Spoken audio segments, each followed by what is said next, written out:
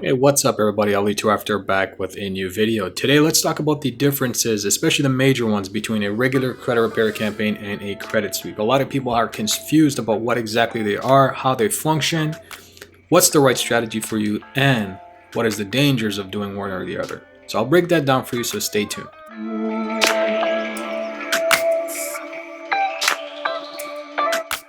Hey, what's up everybody? Ali2After back with a new video. In this channel, we provide financial education, transformation, and some knowledge in reference to credit, finance, and of course, overall wealth building. If you're interested to continue your journey in building your wealth, following the best credit advice that you can possibly get, and the right information, then don't forget to subscribe to this channel, turn the bell icon on to all instead of personalized so that you don't miss another single notification when I release new videos. With that, let's get started on today's topic. What's the difference between regular credit repair and credit sweep?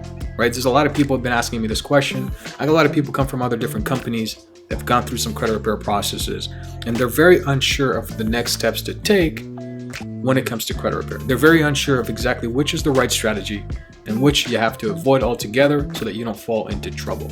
So in today's video, my goal is to break that down for you and give you the step-by-step process to understand and be able to tell the major differences between a regular credit repair campaign, which a lot of people go through knowingly or perhaps unknowingly, and the credit sweeps, specifically the legal ones compared to the illegal ones, and the dangers of the illegal ones on a factual basis.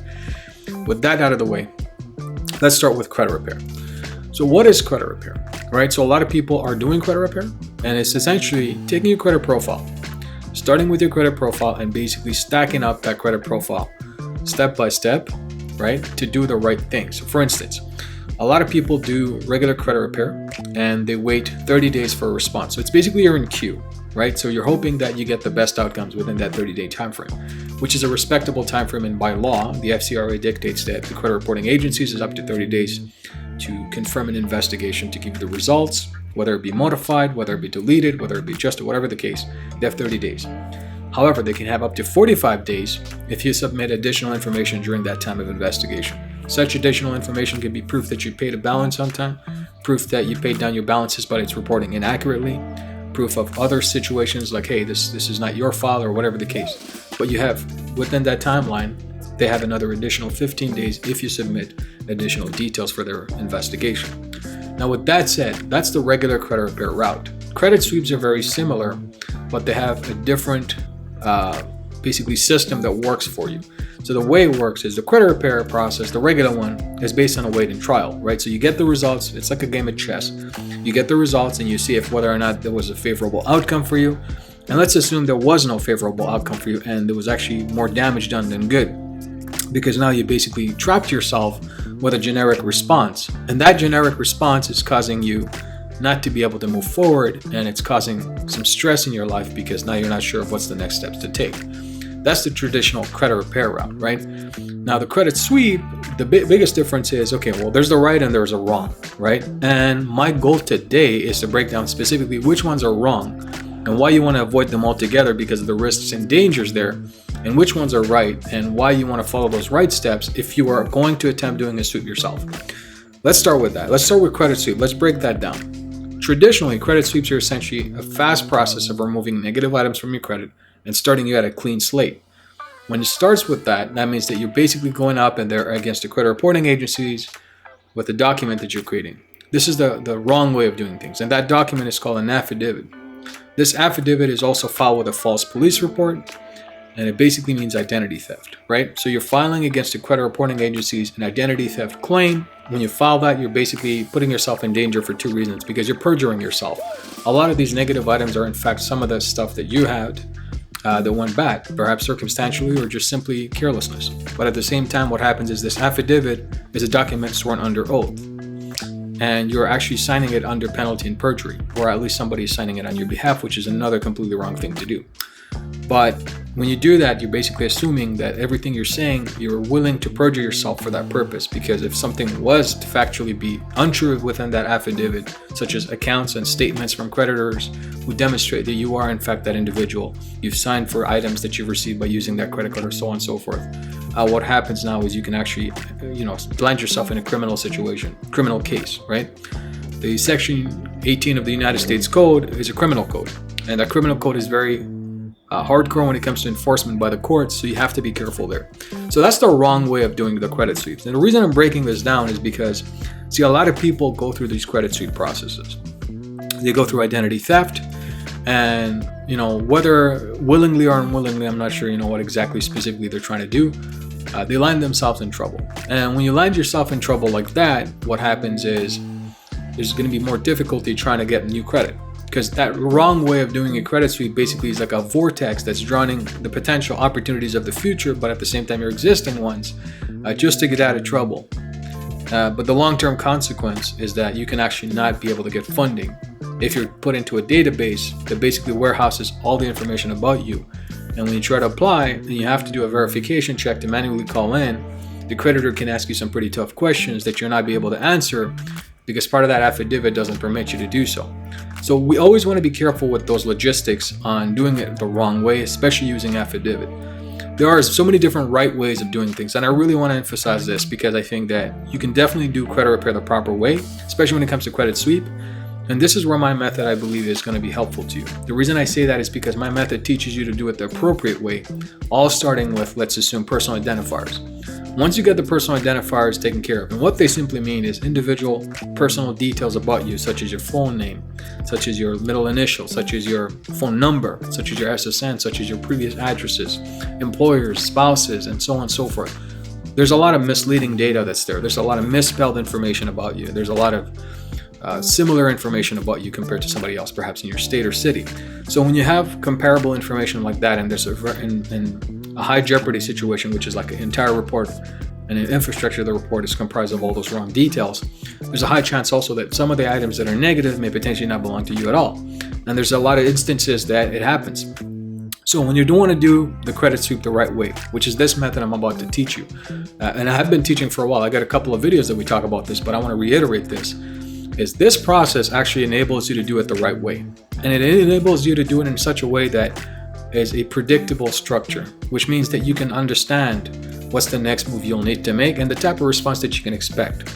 With a regular credit repair campaign, which is the traditional wait and hope and pray and cross your fingers within 30-day timeline, there's a chance that you might not get the results you're looking for, specifically because you're unsure of, whether or not the results that you're going to get is the answer that you're looking for, and what are some of the next moves you need to make 100% with certainty with the information that you just received. Unfortunately, with the credit repair route, it's a little bit complicated to achieve that.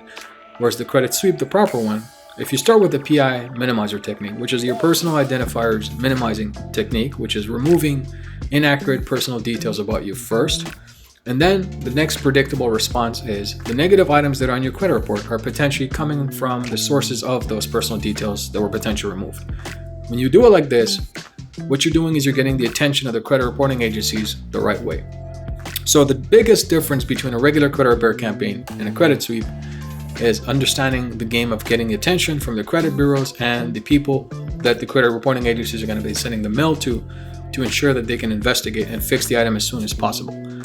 There's two ways of getting attention. The ethical way, what I just described with the personal identifiers, and then taking the negative items that may potentially be affiliated with those personal identifiers that were removed, and calling it an item anchoring, which is anchoring those negative items to the personal details removed, and essentially using that information as leverage to be able to clean up your credit report ethically and compliantly.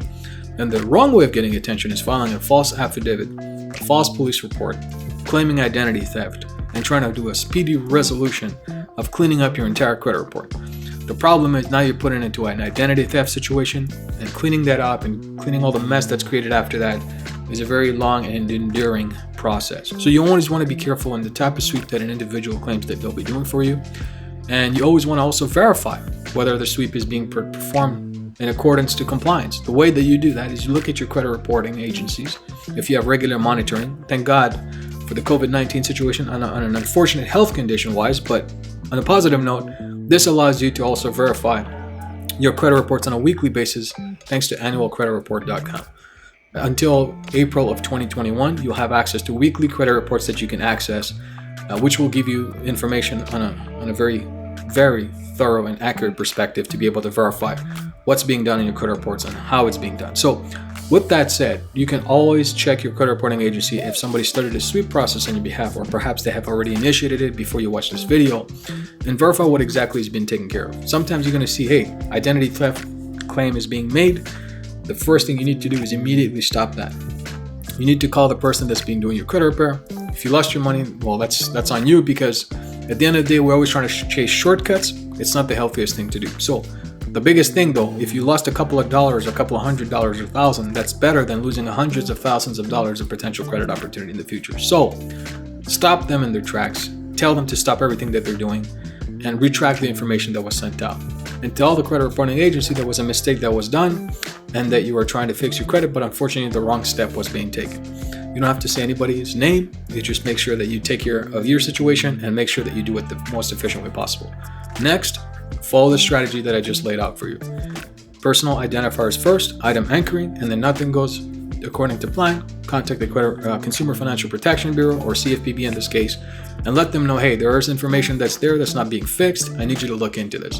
You're going to get a lot more success because you're getting the right attention doing it this way.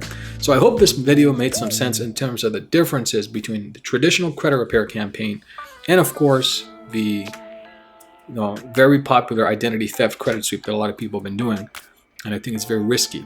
A lot of people are, of course, trying to get into the credit repair business, trying to do shortcuts and giving credit sweeps for $100 out there. And basically, it sounds like an amazing opportunity, but this identity theft thing, if you're paying somebody to do something you can do yourself, first of all, if it was legitimate. But the mere fact that it's illegitimate and that person is trying to make a quick buck and you're falling for it because you are just so caught up with shortcuts that you're jeopardizing your entire financial future, I don't think that's the right step to take. So I hope this video educated you on the process that you need to follow and understand in terms of compliance, as well as what is the difference between credit repair and credit sweep on a holistic level. It's just that you need to get the attention of the credit reporting agency and the creditors who are reporting negatively in your credit reports. And you got to do it creatively, justly, and compliantly. So with that said, this is your guide and mentor. I hope you enjoyed this video. If you did, don't forget to give this video a thumbs up. If you haven't subscribed yet, consider subscribing. Turn the bell icon on so every time there's a new video, you'll be first to be notified. And on that, don't forget to keep the bell icon on all instead of personalized, so that when there's new videos, specifically when I'm doing live streams, which I'd definitely love to have a discussion with you, at least you'll be notified. With that said, this is your guide and mentor, Ali Taraftar. Catch you guys on the next one. Bye for now.